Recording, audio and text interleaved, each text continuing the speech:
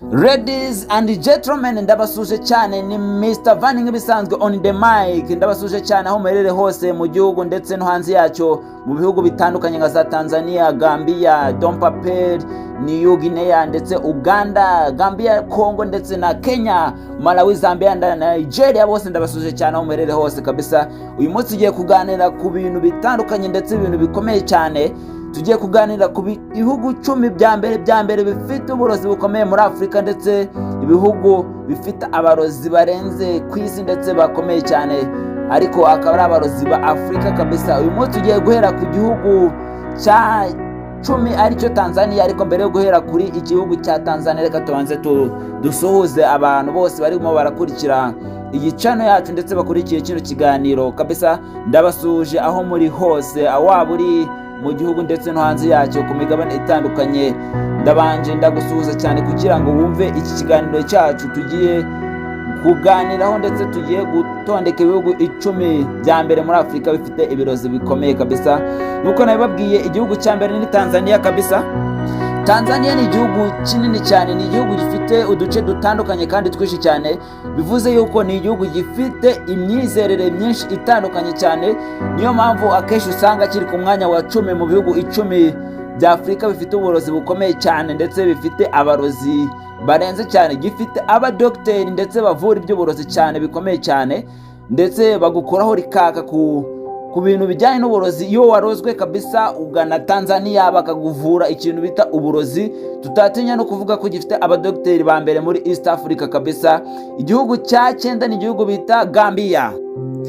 Gambia ni igihugu gihiga abarozi cyane, ndetse gifite perezida twakita nkaho akiri muto cyane, ndetse ni igihugu kizerera mu kintu twakita nka Yaya Jama kabisa. Ni ishuri twaryita nk'ishuri ryigisha ibijyanye n'uburozi, ndetse rikigisha n'ibikorwa byerekeye inzaratsi, ndetse bikigisha ni ibintu bita maji z'umwijima kabisa. Ni igihugu gikomeye cyane ku bintu bijyanye n'uburozi.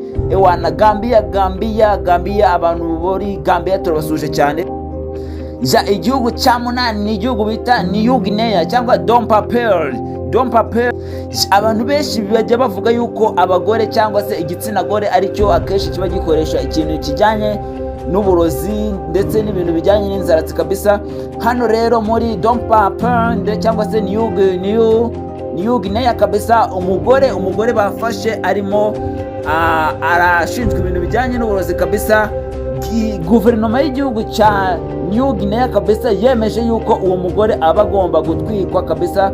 Ibyo ngibyo bikagishyira ku gihugu cya 8 gishobora kuba gifite ibirozi bikomeye muri Afrika, ndetse tutatinya no kuvuga ko kiri mu bihugu 10 cyangwa se ibihugu nk'ijana kabisa ku isi bishobora kuba bifite ibirozi bikomeye cyane. Ndabizi uri muribaza ati ese igihugu nuyemo cyangwa se igihugu cyanjye kiri ku mwanya ukangaye muri Afrika mu bijyanye n'uburozi? Ariko kabisa tegereza uze kugera ku gihugu cya mbere twakita nkaho ari best kabisa mu burozi muri Afrika. Igihugu cya 7 reka durebe, ni igihugu cyitwa Uganda kabisa. Tuzi ko akenshi bajya bavuga ko abagore aribo bakoresha ibintu bijyanye n'uburozi, ariko muri Uganda biratandukanye cyane, kubera yuko hariya Uganda mu gihugu cy'abaturanyi abagabo kenshi usanga aribo bakoresha maji z'umwijima, ariko usanga nanone abagabo bamanikwa cyane bazizwa ikintu kijyanye na maji z'umwijima. Ibyo ngibyo bikakishyira ku mwanya wa 7 gifite abarozi batandukanye cyane kabisa, kubera ko gifite abarozi b'abagabo benshi cyane ndetse bamanikwa cyane bazira ikintu kijyanye n'uburozi kabisa. Uri muri baza ngo ku mwanya wa 6 dufite ikihe gihugu? Dufite igihugu bita Ghana kabisa. Ghana tubizi ko ari igihugu gikomeye cyane mu bihugu bya Afrika, ndetse ni igihugu gishobora kuba ari igihugu kinini cyane mu bihugu bya Afrika, ariko reka turebe ibintu bituma kijya ku mwanya wa 6 mu bijyanye n'uburozi bwa Afrika kabisa. Ghana yo biratandukanye kabisa. Tuzi ko abantu benshi baroga cyangwa se abantu benshi bagira ibirozi, ubusanga baragiye kabisa babikura ku bikurambere cyangwa se ku bakurambere babo ba kera, ugasanga ni imico yabo bifitemo. Ariko Ghana yo biratandukanye, kubera yuko mu mwaka w'ibihumbi 2010 abantu b'indwanyi ndetse cyangwa se abarinzi barahanwe cyane, bahanwa kubera ko bakoreshaga ibintu bijyanye n'uburozi, ndetse barahanwe bituma uburozi bugenda bukurikirana igihugu cya Ghana kabisa. Kugera kuri uyu munsi ibirozi bikaba bigihari kabisa, usanga bakoresha ibirozi kabisa mu gihe gito cyane, bakaba barakuroze ukaba wanapfa cyangwa se ukaba wahasiga ubuzima. Ku mwanya wa gatanu turasanga igihugu bita Democratic Republic du Congo. Democratic Republic du Congo ni igihugu gikomeye cyane, ndetse ni igihugu tuzi ko gishobora kuba kiri mu bihugu bitanu bikomeye cyane, ndetse bifite zahabu, bifite amabuye y'agaciro ndetse binini cyane muri Afurika. Katurebe niki gishobora kuba gishyira ku mwanya wa gatanu mu bijyanye n'uburozi kabisa. Duhereye kuri ba Kabila, uko bagiye basimburana ndetse uko bagiye basimburana ku ngoma, niko ibirozi byagiye bikura bigenda bikura kabisa. Ugasanga abana nk'ibihumbi 3 cyangwa se ibihumbi 4 usanga bari gupfa mu gihe kingana n'amezi 5 bazira ikintu bijyanye n'uburozi kabisa. Ibyo ngibyo bigatuma kiza ku mwanya wa gatanu mu bijyanye n'uburozi, aho usanga bakoresha ibirozi mu buryo bwo kwica ndetse no kugira inzirakarengane, cyane cyane ugasanga abana nibo barimo baragendera muri ibyo bintu bijyanye na witchcraft ni ibijyanye n'uburozi kabisa. Ugasanga gifite abarozi bakomeye cyane ndetse benshi usanga bakwirakwiye mu duce twose tw'isi. Reka turebe ku mwanya wa kane n'icyo gihugu kiri ku mwanya wa kane mu bijyanye n'uburozi kabisa. Tega amatwi kugira ngo ugere kuri igihugu cya mbere gishobora kuba gifite ibirozi bikomeye cyane muri Afurika. Nk'uko nababwiye, ku mwanya wa kane turasanga igihugu bita Kenya kabisa. Kenya iri mu bihugu bifite uburozi bukomeye cyane, ndetse bikagishyira ku mwanya wa kane kuba gifite ibirozi bikomeye. Usanga agace kitwa Wagonga kabisa niko gace gakoreshwamo ibirozi bikomeye cyane hariya Kenya. Iyo ugeze Kenya kabisa ukabaza agace bita Wagonga, bahita bagusaka ko ushobora kuba ufite ikintu kijyanye n'ibirozi kabisa, kubera yuko Wagonga abantu benshi bajya gushakayo ikintu kijyanye n'uburozi, aho bakoresha uburozi kubw'amafaranga ndetse n'urukundo. Aho usanga ushobora kuba ufite umukobwa ariko ushaka ko ashobora kuba yagukunda, ugasanga ugiye Wagonga ukajya gusaba ibirozi kugira ngo umuhereze abe yagukunda. Bashaka ibirozi kugira ngo babone amafaranga kabisa, babone urukundo ndetse babone n'icyubahiro. Katuze ku mwanya wa gatatu turebe ni ikihe gihugu gishobora kuba gikoresha ibirozi ndetse gifite n'abarozi bakomeye kugira ngo bikishyire ku mwanya wa gatatu kabisa. Tugiye gusanga igihugu bita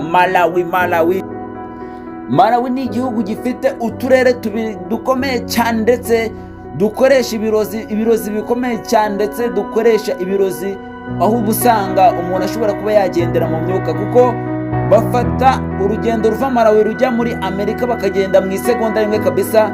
Ni ibintu bikomeye cyane, aho uva muri Malawi kabisa harimo iminota ndetse n'amasaha menshi cyane kuva Malawi ujya USA kabisa, hariya Leta Zunze Ubumwe za Amerika. Ni igihe kirekire cyane, ariko umuntu wa Malawi ukoresha ibirozi akoresha isegonda rimwe gusa kugira ngo agere muri Amerika kabisa. Ntago bigoye kugera muri Amerika utuye Malawi. Katurebe ku mwanya wa kabiri turasanga ikihe gihugu. Turasanga igihugu bita Zambia kabisa. Ni igihugu gikomeye cyane muri Afurika, ndetse ni igihugu usanga gifite abarozi ndetse n'ibirozi bikomeye cyane, bikagishyira ku mwanya wa kabiri kuko ibirozi bafite ni ibirozi bakuye kubisekuruza, ndetse ni ibirozi bikigenda n'uyu munsi. Iyo ugiye Zambia kabisa usanga ibirozi biriyo kabisa.